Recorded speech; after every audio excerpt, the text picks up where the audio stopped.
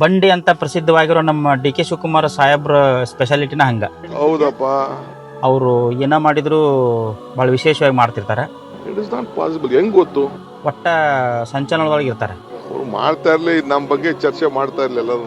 ಆದ್ರ ಕಳೆದ ಒಂದು 15-20 ದಿನದಿಂದ ಅವರು ಒಂದು ವಿಶೇಷವಾದ ಮೂಮೆಂಟ್ಗಳು ಅಬ್ಸರ್ವ್ ಮಾಡಕತ್ತಾರೆ ಜನ. ಸೊ ಅವರು ಇತ್ತೀಚೆಗೆ ಕುಂಭಮೇಳದಾಗ ಕುಟುಂಬ ಸಮೇತವಾಗಿ ಪುಣ್ಯ ಸ್ನಾನ ಮಾಡಿ ಬಂದ್ರು. ಮತ್ತು ಇತ್ತೀಚೆಗೆ ಮಹಾಶಿವರಾತ್ರಿ ದಿನ ಈಶಾ ಫೌಂಡೇಶನ್ ರಾತ್ರಿ ಜಾಗರಣೆ ಒಳಗೆ ಅಮಿತ್ ಶಾ ಅವರ ಜೊತೆಗೆ ಕುಂತ್ಕೊಂಡಿದ್ರು ಅಂತ ಹೇಳಿ ಸ್ವತಃ ಅವ್ರ ಪಕ್ಷದಾರ ಅದನ್ನ ಅವರು ವಿರೋಧ ಮಾಡಕತ್ತಾರೆ. ಈ ಒಂದು ಕಾರ್ಯಕರ್ತರಿಗೆ ಒಂದು ತಪ್ಪು ಸಂದೇಶ ಹೋಗುತ್ತಾ, ಹಿಂಗೆಲ್ಲ ಮಾಡಬಾರ್ದು ನೀವು ಅಂತ ಹೇಳಿ. ನೋಡ್ರಿ, 1000 ವಿರೋಧ ಮಾಡ್ಲಿರಿ, ಬಟ್ ವೈಯಕ್ತಿಕವಾಗಿ ನೋಡಿದಾಗ ಇದ್ರಾಗ ಅಂಥದ್ದೇನು ತಪ್ಪು ಕಂಡು ಬರೋಲ್ಲ ಅವ್ರಿಗೆ. ಇವನ್ ಜನರಿಗೂ ತಪ್ಪು ಕಂಡು ಬರಂಗಿಲ್ಲ. ಯಾಕಂತಂದ್ರೆ ಮೊದ್ಲಿಂದನೂ ಅವರು ಪೂಜೆ ಪುನಸ್ಕಾರ ಮಾಡುವಂತ ಮನುಷ್ಯರ ಅವರು. ಕುಂಭಮೇಳ, ನಮ್ಮ ನೀರು, ಗಂಗಾ ಜಲ, ಕಾವೇರಿ ಇವೆಲ್ಲ ನಮ್ಮ ಪವಿತ್ರವಾದಂತ ನದಿಗಳು. ಈ ಸಂಕಷ್ಟಕ್ಕೆ ದೇವಸ್ಥಾನಕ್ಕೆ ಹೋಗ್ತಾರ ಅವರು. ಈಗ ನಾನು ನೋಡಂಕೆರೆ ಮಠಕ್ಕೆ ಹೋಗ್ತೀನಿ, ನಮ್ಮವರೇ ಕೇಳ್ತಾರೆ, ನಮ್ಮ ಮಠಕ್ಕೆ ಬರಲ್ಲ ನೀನು, ಅಲ್ಲಿಗೆ ಹೋಗ್ತಾ ಇದೆಯಾ ನೀನು ಅಂತ. It is my belief. ಈ ಹಿಂದೆ ಯಾವುದೋ ಒಂದು ಇಲೆಕ್ಷನ್ ಇದ್ದಾಗ ನಾಗ ಸಾಧುಗಳು ಗೌರಿಗಳನ್ನ ಮನೆಗೆ ಕರೆಸಿ ಪೂಜೆ ಮಾಡಿ ಕಳಿಸಿದ್ರು ಅವರು. ಅವ್ರು ಹೇಳಿದ್ರಾಗ ಏನು ತಪ್ಪಿಲ್ಲ. ನಾ ಹಿಂದುವಾಗಿ ಹುಟ್ಟಿನಿ, ಹಿಂದುವಾಗಿ ಸಾಯ್ತೀನಿ ಅಂತ ಹೇಳಿದ್ರಾಗ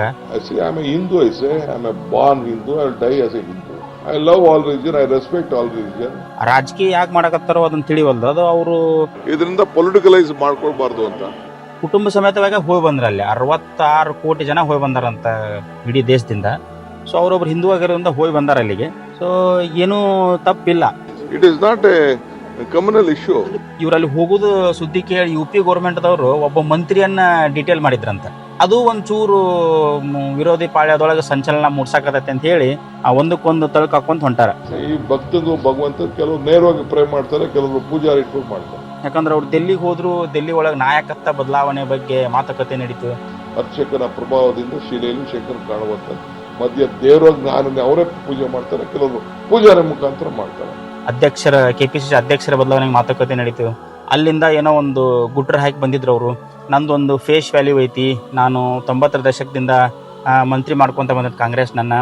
ಅದಕ್ಕೆ ನನ್ನ ತೆಲಂಗಾಣ ಕರೀತಾರ, ತಮಿಳ್ನಾಡು ಕರೀತಾರ, ಆಂಧ್ರ ಕರೀತಾರ, ಬಿಹಾರಕ್ಕೆ ಕರೀತಾರ, ಅಸ್ಸಾಮಿಗೆ ಕರೀತಾರ, ಡೆಲ್ಲಿ ಕರೀತಾರ, ಹಿಮಾಚಲ ಕರೀತಾರ ಅಂತ ಹೇಳ್ತಾರ ಅವರು. ಹೌದು, ಅವ್ರಿಗೊಂದು ಫೇಸ್ ವ್ಯಾಲ್ಯೂ ಐತಿ. ಈ ಫೇಸ್ ವ್ಯಾಲ್ಯೂವನ್ನು ಅವ್ರು ಈಗ ಯಾಕೆ ಹೇಳಿದ್ರ ಅಂತಂದ್ರೆ ಅದು ನೇರವಾಗಿ ನಮ್ಮ ಸಿದ್ದರಾಮಯ್ಯ ಸಾಹೇಬರಿಗೆ ಟಾಂಗ್ ಕೊಟ್ಟಂಗಿತ್ತು. ಯಾಕಂತಂದ್ರೆ ಈ ಮೊನ್ನೆ ದಿಲ್ಲಿ ಇಲೆಕ್ಷನ್ ನಡೀತಲ್ಲ, ಅದ್ರಾಗ ಸ್ಟಾರ್ ಪ್ರಚಾರಕರ ಪಟ್ಟಿ ಒಳಗೆ ನಮ್ಮ ಸಿದ್ದರಾಮಯ್ಯ ಸಾಹೇಬ್ನವ್ರ ಹೆಸರು ಇದ್ದಿದ್ದಿಲ್ಲ. ಸೊ ಅದು ಒಂದು ರೀಸನ್ ಇರ್ಬೋದು. ಇನ್ನು ಬೇರೆ ಮೆಸೇಜ್ ಕೊಡಕ್ಕೆ ಹೊಂಟಾರ ಇವ್ರು ಅಂತ ಹೇಳಿ. ರಾಜಕೀಯದೊಳಗೆ ಏನಾದರೂ ಆಗ್ಬೋದು ಅಂತೇಳಿ ಎಲ್ಲರಿಗೂ ಗೊತ್ತಿದ್ದ ಮಾತೇ ಐತಿ. ಸೊ ಅದಕ್ಕೆ ಈ ನಮ್ಮ ದೇಶದೊಳಗೆ ಒಂದು ಲಾಸ್ಟ್ ಒಂದು 3 to 4 years ಇಂದ ನಡೆದಿರೋದು ಒಂದು ಸಮರಿ ತಗೊಂಡು ನೋಡಿದ್ರೆ, ಈ ಏಕನಾಥ್ ಶಿಂದೆ ಅಂತವ್ರು ಮಹಾರಾಷ್ಟ್ರದಾಗ ಮಾಡಿದ್ದಾಗಿರ್ಬೋದು, ಈ ನಮ್ಮ ಜ್ಯೋತಿರಾಜ್ ಸಿಂಧ್ಯಾ ಅವರು MP ಮಾಡಿದ್ದಾಗಿರ್ಬೋದು, ಮತ್ತು ಸಚಿನ್ ಪೈಲಟ್ ಅವರು, ಮತ್ತು ಅಲ್ಲಿ ಒಬ್ಬ ಕಾಂಗ್ರೆಸ್ ನಾಯಕರ ಜೊತೆಗಿರುವಂಥ ಭಿನ್ನಾಭಿಪ್ರಾಯಗಳಾಗಿರ್ಬೋದು, ರಾಜಕೀಯದಾಗ ಏನಾದರೂ ಆಗ್ಬೋದು ಅನ್ನೋದು ಒಂದು ಸಂಚಲನ ಮೂಡ್ಸಾಕತ್ತಾರೆ ಇವರು. ಸೊ ಇದಕ್ಕಿಂತ ಮೊದಲು ಅವರು ತಮ್ಮ ರಾಜಕೀಯ ಭಾಷಣದೊಳಗೆ ಪ್ರಚಾರದೊಳಗೆ ಏನು ಹೇಳಿದ್ರು ಅಂತಂದ್ರೆ, ಒಕ್ಕಲಿಗ ನಾಯಕರಿಗೆ ಒಂದು ಮುಖ್ಯಮಂತ್ರಿ ಆಗುವಂಥ ಒಂದು ಅವಕಾಶ ಬಂದೈತಿ. ಸೊ ನೀವೆಲ್ಲರೂ ಬೆಂಬಲ ಮಾಡ್ಬೇಕಂತೇಳಿ ತಮ್ಮ ಸಮಾಜ ಬಾಂಧವರನ್ನ ಕೇಳ್ಕೊಂತಿದ್ರು ಅವರು. ಎಷ್ಟೋ ಕಡೆ ಅದನ್ನು ನೇರವಾಗಿ ಹೇಳ್ಕೊಂಡು ಹೋದ್ರು. ಹೌದು, ನಾನು ಇಷ್ಟು ವರ್ಷದಿಂದ ಇಲ್ಲೇ ರಾಜಕೀಯದಾಗ ಅದೀನಿ, ನನ್ನ ಹತ್ರ ಒಂದು ವೈಬ್ರೇಷನ್ ಐತಿ, ನನ್ನ ಹತ್ರ ಒಂದು ಅದು ತಾಕತ್ ಐತಿ ಅಂತ ಹೇಳ್ತಾರೆ ಅವರು. ಸೊ ಅದು ಅವ್ರ ಪಕ್ಷದ ಒಳ ಒಪ್ಪಂದಗಳಾಗಿರ್ಬೋದು ಅಥವಾ ಮಾತುಕತೆ ಏನೋ ಆಗಿರ್ಬೋದು. ಆದ್ರೆ ಇವ್ರು ಮಾಡಕತ್ತಿರೋದು, ಇವ್ರ ಸಂಚಲನ ಹೆಂಗ್ ಸೃಷ್ಟಿ ಮಾಡಕತ್ತೈತೆ ಅಂತಂದ್ರೆ ಸಿಕ್ಕಾಪಟ್ಟೆ ರೆಕ್ಕೆ ಪುಕ್ಕಗಳು ಬರಾಕತ್ತಾವ. ಈ ಅಮಿತ್ ಶಾ ಅವ್ರ ಜೊತೆಗೆ ಸ್ಟೇಜ್ ಮೇಲೆ ಕುಂತಿದ್ದು ಅಂತ ಹೇಳಿದ್ರು. ಅವರು ಕುಂತಿರ್ಬೋದು, ಯಾಕಂದ್ರೆ ಅವ್ರು ನಮ್ಮ ಡಿ ಕೆ ಶಿವಕುಮಾರ್ ಸಣ್ಣವರಲ್ಲ, ದೊಡ್ಡ ವ್ಯಕ್ತಿ. ಸೊ ನಮಗೆ ಕೇಂದ್ರ ಗೃಹ ಮಂತ್ರಿ ವಿರುದ್ಧ ಕುಂತಾರ ಅಂತ ನಮಗೊಂದು ಹೆಮ್ಮೆ ಅನಿಸ್ತೈತಿ. ಸೊ ಜೊತೆಗೆ ಅವರು ಧಾರ್ಮಿಕ ಕಾರ್ಯಕ್ರಮವಂತೂ ಯಾವಾಗಾದ್ರೂ ಹೋಗೇ ಹೋಗ್ತಾರ ಅವರು.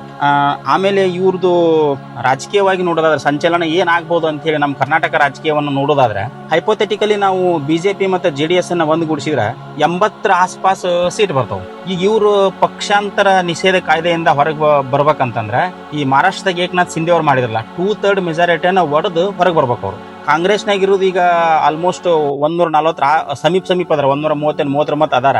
ಸೊ ಅಲ್ಲಿಂದ ಹೊಡ್ಕೊಂಡ್ಬರ್ಬೇಕಂದ್ರೆ ಒಂದು 92-93 ಸೀಟ್ ಹೊಡ್ಕೊಂಡು ಇವ್ರ ಕಡೆಗೆ ಬಂದು ಒಪ್ಪಂದ ಮಾಡ್ಕೊಂಡು ಮುಖ್ಯಮಂತ್ರಿ ಆಗೋ ಬದ್ಲಿ 92 ಮಂದಿ ಕಾಂಗ್ರೆಸ್ನಾಗ ಸೊಪ್ಪರ್ ಅಲ್ಲೇ ಸೇಮ್ ಆಗ್ಬಿಡ್ತಾರ ಅವರು. ಆ ಪಕ್ಷ ಹೊಡಿಯುವಂಥದ್ದಾಗಿರ್ಬೋದು, ಅವರು BJPಗೆ ಬರ್ತಾರ ಅನ್ನೋವಂಥದ್ದೊಂದು ರೆಕ್ಕೆ ಪಕ್ಕವಿಲ್ಲದ ಸುದ್ದಿ ಆಗಿರ್ಬೋದು, ನೋಡಕ್ ಭಾಳ ಅಸಾಧ್ಯ ಅನ್ಸಾಕತೈತಿ. ಬಟ್ ರಾಜಕೀಯದೊಳಗೆ ಎಲ್ಲ ನೋಡ್ಬಿಟ್ಟು ನಾವು ಎಲ್ಲದನ್ನೂ ಆಗ್ಬಿಟ್ಟೈತಿ. ಎಲ್ಲದನ್ನು ನಮ್ಮ ಕರ್ನಾಟಕ ಮುಖ್ಯಮಂತ್ರಿಯವ್ರ ಸಹಿತ ಕೊನೆ ಗಳಿಗೆಯಲ್ಲಿ ಬೇರೆ ಪಕ್ಷಕ್ಕೆ ಬಂದ್ರು. ರಾಜಕೀಯದೊಳಗೆ ಏನಾದರೂ ಆಗಕ್ಕೆ ಸಾಧ್ಯತೆ ಐತಿ. ಆದ್ರೆ ಡಿ ಕೆ ಶಿವಕುಮಾರ್ ಅಂತವ್ರು ಬರೋದು ಭಾಳ ಕಷ್ಟ ಐತಿ. ಯಾಕಂತಂದ್ರೆ ನಾನು ಅದೆಲ್ಲ ಮಾತಾಡಕ್ ಹೋಗುದಿಲ್ಲ. ಅವರು ನಿಲುವು ಭಾಳ ಬದ್ಧವಾಗಿರ್ತಾರ. ಅವರು ಬಂಡೆ ಅಂತ ಅವ್ರಿಗೆ ಯಾಕೆ ಅಂತಾರಂತಂದ್ರೆ ಅವ್ರು ಯಾವತ್ತೂ ತಮ್ಮ ನಿಷ್ಠೆಯನ್ನು ಬಿಟ್ಟು ಕೊಡಂಗಿಲ್ಲ. ಒಂದು ಸ್ವಾಮಿ ನಿಷ್ಠೆ ಐತಲ್ಲ, ಪಕ್ಷ ನಿಷ್ಠೆ ಐತಲ್ಲ, ಅದನ್ನ ಯಾವಾಗೂ ಬಿಟ್ಟು ಕೊಟ್ಟಿಲ್ಲ ಅವ್ರು. ಎಷ್ಟೋ ಸಲ ಅವ್ರಿಗೆ ಬೇಕಾಗಿರೋದು ಆಗ್ಲಿಕ್ಕಂದ್ರೂ ಅವ್ರು ಯಾವತ್ತೂ ತಮ್ಮ ಸ್ವಾಮಿ ನಿಷ್ಠೆಯನ್ನು ಬಿಟ್ಟು ಕೊಟ್ಟಿಲ್ಲ. ಸೊ ಹೈಕಮಾಂಡ್ ಯಾವತ್ತೂ ಅವರು ಗೌರವ ಕೊಡ್ತಾರೆ. ಮೊನ್ನೆ MLA ಎಲೆಕ್ಷನ್ ರಿಸಲ್ಟ್ ಬಂದಾಗೂ ಎಷ್ಟೋ ಜನ ಹೇಳಿದ್ರು, ಒಂದು 2 ಸಲ ಹೋಗಿ ಬಿಜೆಪಿ ಅವ್ರ ಜೊತೆಗೆ ಕಾಫಿ ಕುಡಿದು ಬಿಡಪ್ಪ, ನೀನು CM ಮಾಡ್ತಾರೆ ಅಂತೇಳಿ ಒಂಥರ ಅದು ಮೀಮ್ಸ್ ಥರ ಮಾಡಿದ್ರು ಅದನ್ನು. ಸೊ ಆ ರೀತಿ ಮಾಡುವಂಥ ವ್ಯಕ್ತಿತ್ವ ಅವ್ರದ್ದಲ್ಲ. ಅಂದ್ರೆ ಹೈಕಮಾಂಡಿಗೆ ಅವರು ಬೆಲೆ ಕೊಡ್ತಾರೆ. ಯಾಕಂದ್ರೆ ಪಕ್ಷವನ್ನು ಅವ್ರು ಕಟ್ಕೊಂತ ಬಂದಾರ. ಪಕ್ಷದ ಮೇಲೆ ನಂಬಿಕೆ ಇಟ್ಟು ಪಕ್ಷನ ಅವ್ರಿಗೆ ಏನಾದರೂ ಒಂದು ಜವಾಬ್ದಾರಿ ಕೊಡ್ತೈತಿ. ರಾಜಕೀಯ ನಾಯಕರಂದಿಂದ ಅವ್ರಿಗೊಂದು ಆಸೆ ಇದ್ದೇ ಇರ್ತೈತಿ. ಅವ್ರ ಕೊನೆಯ ಆಸೆ ಏನಂತಂದ್ರೆ ಮುಖ್ಯಮಂತ್ರಿ ಕುರ್ಚಿ ಮೇಲೆ ಕುಂದ್ರದಾಗಿರ್ತೈತಿ. ಎಲ್ಲರದು ಇದೇ ಇರ್ತೈತಿ. ಈ ಸಂದರ್ಭದೊಳಗೆ ಈ ಕಾಂಗ್ರೆಸ್ ಪಕ್ಷ ಸಿದ್ದರಾಮಯ್ಯ ಸಾಹೇಬ್ನವ್ರನ್ನ ಅವ್ರ ಬಣಗಳನ್ನ ಯಾವ ರೀತಿ ಹ್ಯಾಂಡಲ್ ಮಾಡ್ತೈತಿ, ಅದು ಒಂದು ನೋಡ್ತಕ್ಕಂಥ ವಿಷಯ. ಇದ್ರ ಎಲ್ಲದರ ನಡುವೆ ಸಿಕ್ಕಷ್ಟು ವಿಷಯಗಳನ್ನು ಹೆದಕಿ ನಮ್ಮ ಮಾಧ್ಯಮಗಳು ನಿಮ್ಮ ಮುಂದೆ ಇಡಾಕತ್ತಾವು. ಅವ್ರನ್ನ ಏನು ಕ್ವಶನ್ ಕೇಳಿದ್ರೆ ಅವ್ರ ಹತ್ರ ಭಾರಿ ಖಡಕ್ ಆಗಿ, ಭಾರಿ ನೀಟಾಗಿ, ನೇರವಾಗಿ ಉತ್ತರ ಕೊಡ್ತಾರೆ ಅವರು. ಹೌದ್ರಿ, ನಾ ಹಿಂದೂ ಆಗಿ ಹುಟ್ಟಿನಿ, ಹಿಂದೂ ಆಗಿ ಸಾಯ್ತೀನಿ. ಅಲ್ಲೇ ಕುಂಭಮೇಳಕ್ಕೆ ಹೋಗಿದ್ರೆ ತಪ್ಪೇನೈತಿ? ಅದೇ ರೀತಿ ಇಲ್ಲಿ ನಮ್ಮ ಕಾವೇರಿ ಆರತಿ ಮಾಡಕ್ಕೆ ನಾವು ಅದನ್ನ ಎಕ್ಸಾಮಿನ್ ಮಾಡಕ್ಕೆ ಹೋಗಿದ್ವಿ ಅಂತ ಹೇಳ್ತಾರೆ. ಅಲ್ಲಿ ವ್ಯವಸ್ಥೆಯನ್ನು ಹೊಗಳಿದ್ದನ್ನ ಮಾಧ್ಯಮದವ್ರು ಕ್ವಶನ್ ಮಾಡ್ತಾರೆ. ಸೊ ಯಾಕೆ ಹೊಗಳಬಾರ್ದು ಅಂತಾರೆ ಅವರು. ಅದೇ ರೀತಿ ನಮ್ದು ಒಂದು ಅಪೇಕ್ಷೆ ಏನಂತಂದ್ರೆ ನಮ್ಮ ಕರ್ನಾಟಕಗೂ ಅಂತ ಹೋದವ್ರಿಪ್ಪ. ಟಿ ನರಸೀಪುರ ಅಂತ ಐತಿ, ಕೂಡಲ ಸಂಗಮ ಅಂತ ಐತಿ ಬಾಗಲಕೋಟೆ ಜಿಲ್ಲೆದಾಗ. ಇಲ್ಲಿ ಈ ರೀತಿ ವ್ಯವಸ್ಥೆ ಮಾಡ್ರಿ ಅಂತ ನಾವು ಹೇಳೋಕ್ಕಿಂತ ಮೊದಲ ಇವತ್ತು ಅವ್ರು ಹೇಳೇಬಿಟ್ರ ಏನಂತ ಹೇಳಿದ್ರು, ಇಲ್ಲ ನಾನು ಅದನ್ನ ನೋಡಕ್ ಹೋಗಿದ್ದೆ, ನಮ್ಮಲ್ಲಿ ಆ ರೀತಿ ಮಾಡ್ಬೋದೇನೋ ಅಂತ ಹೇಳಿ. ನಾನು ಅಲ್ಲಿ ಆರ್ಗನೈಸೇಷನ್ ನೋಡ್ಕೊಂಡು ಬಂದಿದ್ದೀನಿ, ಹೆಂಗ್ ಆರ್ಗನೈಸೇಷನ್ ಮಾಡೋದು. ನಿನ್ನೆನೂ ಅಷ್ಟೇ, ಈಗ ನಾವೇನು ಕಾವೇರಿ ಆರತಿ ಮಾಡಬೇಕು ಅಂತಿದ್ದೀವಲ್ಲ, ಅದ್ರ ಬಗ್ಗೆ ಸ್ವಲ್ಪ ಎಲ್ಲ ತಿಳ್ಕೊಂಡು ಬಂದಿದ್ದೀವಿ. ಸೊ ನಾವೆಲ್ಲ ಈ ರೀತಿ ಅವ್ರನ್ನ ಯಾಕೆ ನೋಡ್ಬಾರ್ದು ಅಂತ, ಎಲ್ಲವನ್ನೂ ರಾಜಕೀಯ ಯಾಕೆ ಬಳಸ್ಬೇಕಂತ. ನಾವು ಅವ್ರಿಗೆ ಏನು ಸಿಗ್ಬೇಕಾದ್ರೆ ಸಿಗ್ತೈತಿ. ರಾಜಕೀಯ ಅಂತ ಮಾಡ್ತಿರ್ತಾರ ಅವರು. ಬಟ್ ನಾವು ಜನ ಈ ರೀತಿ ಯಾಕೆ ನೋಡ್ಬಾರ್ದು ಅಂತ ಅವ್ರನ್ನ ನಾವು ಕಂಡಂಗೆ ಅವರು ಪಕ್ಷ ವಿರೋಧಿ ಕೆಲಸವನ್ನ ಯಾವತ್ತೂ ಮಾಡೋದಿಲ್ಲ ಅವರು. ಎಂತಿಂಥ ಸಂದರ್ಭ, ಎಂತೋ ಕಷ್ಟ ಕಾಲಗಳು ಬಂದಾಗೂ ಪಕ್ಷಕ್ಕೆ ವಿರೋಧವಾಗಿ ಯಾವತ್ತೂ ಹೋಗಿಲ್ಲ ಅವರು. ಅವ್ರದ್ದು ಜಾಯಮಾನ ಅದಲ್ಲ. ನೋಡೋಣ್ರಿ ಮುಂದೆ ಏನಾಗುತ್ತೋ ಗೊತ್ತಿಲ್ಲ. ಆದರೂ ಇದು ರಾಜಕೀಯ ಅಂತಂದ್ರೆ ಒಂದು ತಂತ್ರದ ಆಟ ಇದೆ. ಯಾವಾಗ ಏನಾಕೈತೋ, ಹೆಂಗೆ ಮಾಡಾಕೈತೋ ಗೊತ್ತಿಲ್ಲ. ಯಾಕಂದ್ರೆ ರಾಜಕೀಯ ಅಂದ್ರೆ ಹಂಗಿರ್ತೈತೆ ರೀ ಒಟ್ಟದು.